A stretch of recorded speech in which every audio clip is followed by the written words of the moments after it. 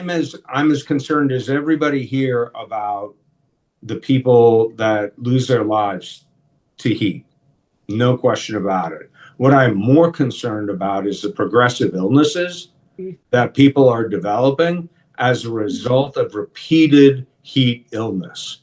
And this is something that has a huge, huge toll on not just my business, potentially on my business, but our communities, our economy, all the way through. This is no different than any other progressive disease, call it alcoholism or anything else, that over time drains the resources of society.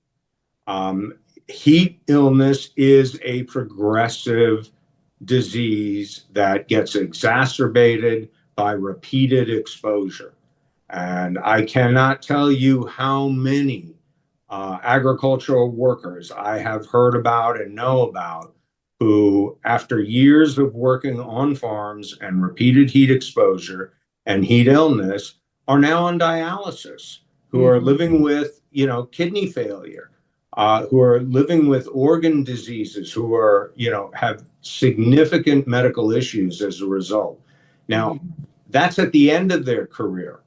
Along that path, they have had periods of time where they experienced loss of work, where they're no longer contributing workers. Why? Because they were sick for on and off for 10 years, and now they're missing work for 3 or 4 months. That impacts their family, that impacts businesses, that impacts all of us. Those are the economic side. I mean, at the end of the day, this is about human rights. This conversation, for me, is, as a business owner, my number one responsibility. Yes, I'm supposed to make a profit. I'm also supposed to go ahead and take care of the resources that enable me to make a profit. One of those resources are the folks that honor us with their work. Creating a safe and fair workplace has made us a more profitable company, has made us a workplace of choice for farm workers.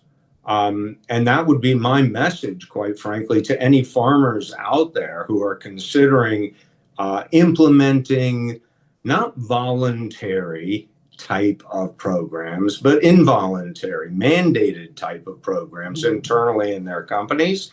By having that partnership with the Coalition of Immokalee Workers, I participated in 2023 with Secretary Vilsack on a panel about the farm worker crisis and the labor crisis that the United States is experiencing.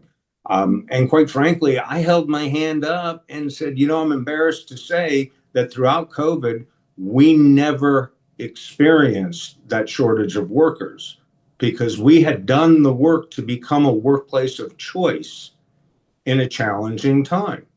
I think that that's a huge, huge value to any business, to be a place where people actually feel like their work is valued and that they are safe. Now, I don't want anybody to think here that I'm holding us up as like some paragon of purity and that we're perfect over here. We are learning and committed to doing things better every year.